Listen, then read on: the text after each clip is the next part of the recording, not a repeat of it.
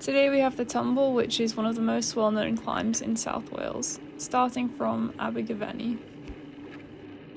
There's two main segments on this climb. There's the official Climb of Wales segment, which starts when you turn off the speed road at the bottom, and then there's a shorter segment which is used in the hill climb event, which is about 0.7 of a kilometre shorter and starts a little further up the road.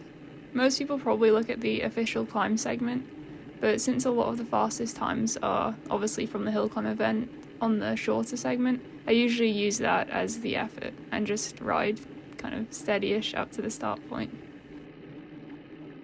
The hill climb segment I'm using here is about 4 kilometres at 8.5%, so an elevation gain of around 400 metres. As this climb is quite local to me, I often use it to test my fitness, and the last effort I did up here, not including the hill climb, was actually exactly a year prior to this one, which was also after I'd been in France for a while.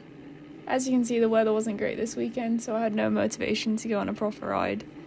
For some reason, the idea of doing a all-out hill climb effort was a lot more appealing.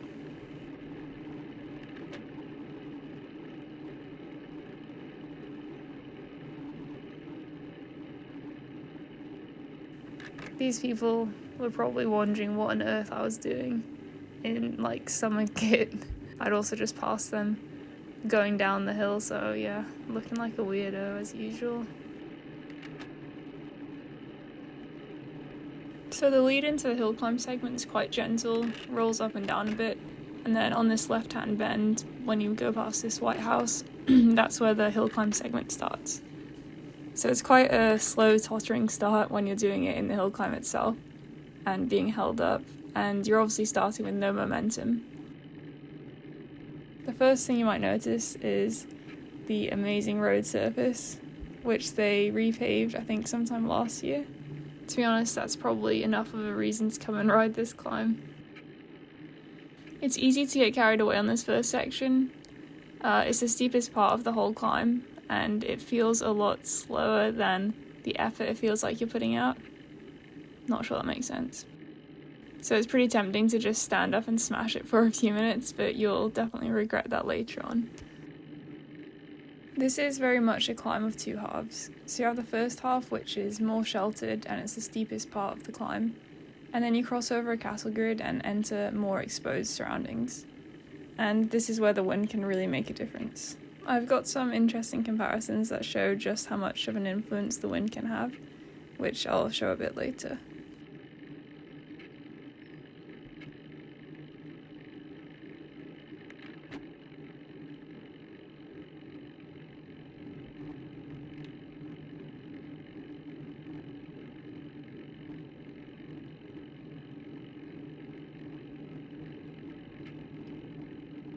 After you come around this bend, the gradient continues to be pretty steep for a while. I always expect it to flatten off and then it kicks up again.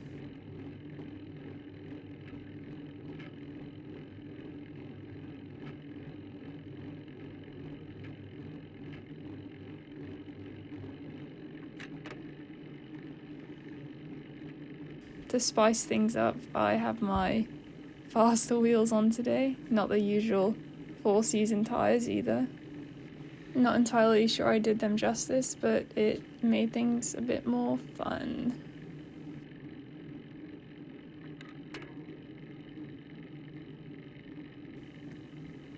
Although I did have a tailwind, it was obviously not good weather. I struggled quite a lot to get warm when I was warming up, and in the end I just decided to start the effort. I'm trying to get better at riding through bad sensations. I've had a few rides or hill climbs in the past where I've really let it get to me and performed pretty badly in poor conditions. So this was also a good kind of test run for getting better at that, just staying relaxed and realising that you can still do a decent effort without feeling phenomenal. Also, the gradient displayed here is obviously not correct. It's definitely not close to 20%. It hovers just around 10-11% for most of this section.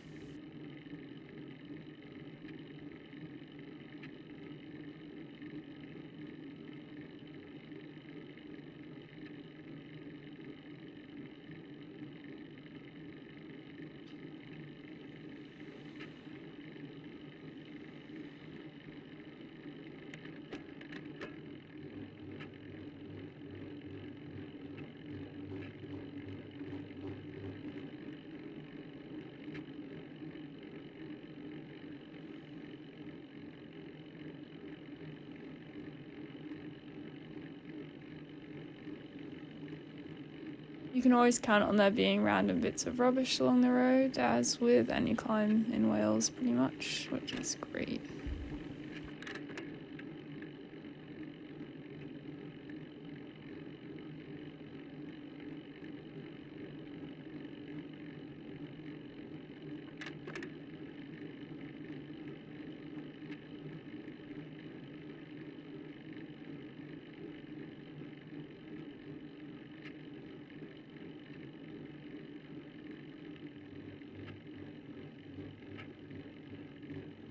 It used to be really sheltered under the trees here, but they've cut back a lot of them in recent years.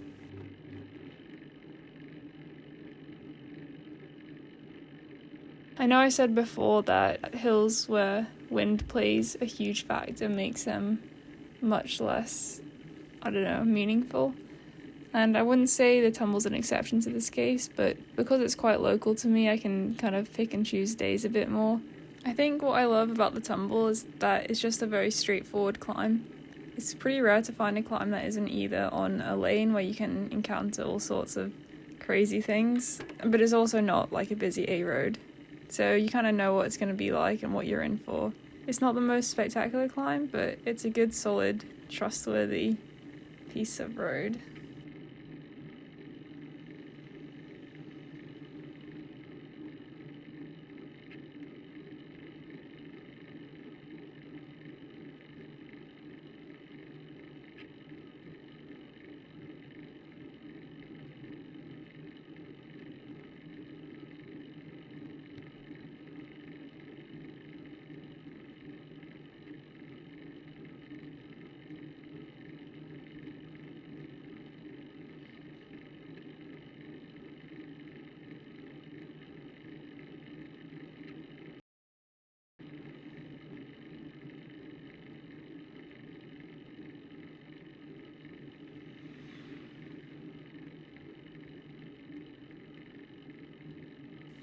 And there's actually a handful of other ways to climb up to the top of the tumble.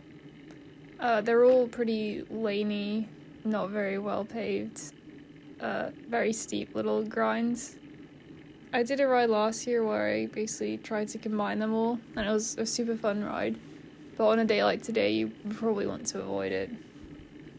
Considering that in peak summer they're in bad enough condition, going up kind of 25% gradients when the road's half deteriorated, it's a bit of a challenge. But it's nice to have a few different options. And there's also lots of other great climbs in the area, like Llan Gynydda Mountain, which is just north of the tumble. And you're obviously kind of on the outskirts of the Brecon Beacons, so you can do some bigger rides over to Heon Wai Gospel Pass as well. Not that I've ever done that in the same ride, but you could.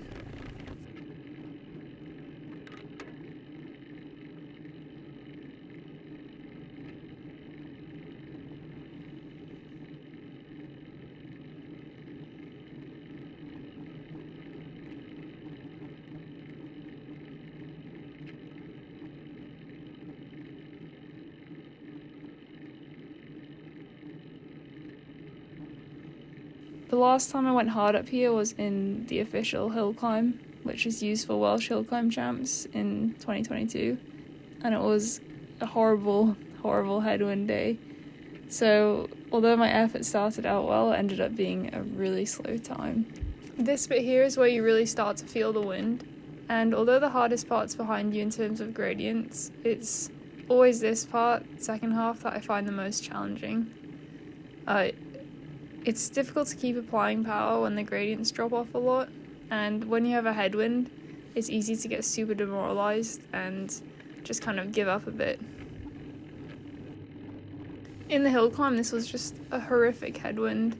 So yeah, if you look at this comparison here, it's pretty sad to see because I was on for a good time. So I was a good 25 seconds up on my then PR after about 10 minutes, and then it all went terrible when I got to the wind. I maintained about the same power as this effort, but my average speed was 11.9 miles an hour versus 15.9 miles an hour. So yeah, obviously I had to hold the power for longer as well. Looking at the comparison chart, it looks like I completely blew up, but it was literally just a case of the wind. Although, looking back, my power did drop off a little more than I thought, which is probably due to being kind of demoralised and knowing I wasn't on for a fast time. But yeah, it's pretty phenomenal to see just what a difference the wind makes in this section.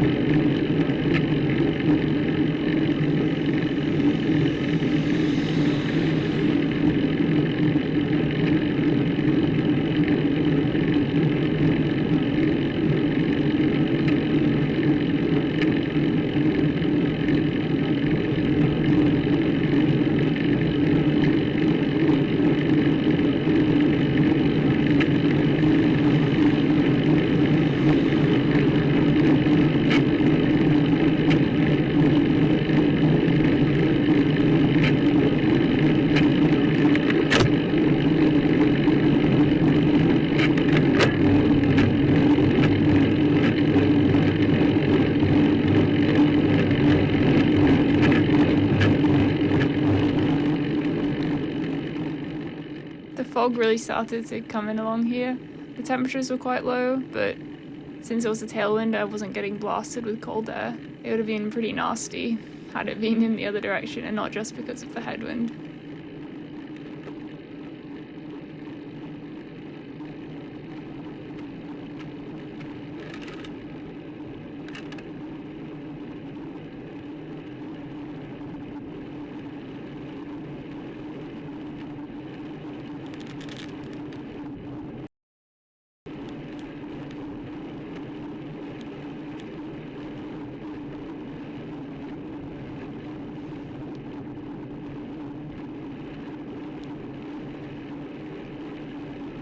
You can see the gradient has really dropped off a lot, and you can pick up a lot of speed. Although it's always tempting to ease off and use it as recovery, which I usually end up doing a little bit. When you have a tailwind, you can kind of get away with pacing it a bit hard at the beginning on the steeper sections of this climb. But yeah, if it's a headwind day and you overdo it too early, you can just lose masses of time when you get to this top section.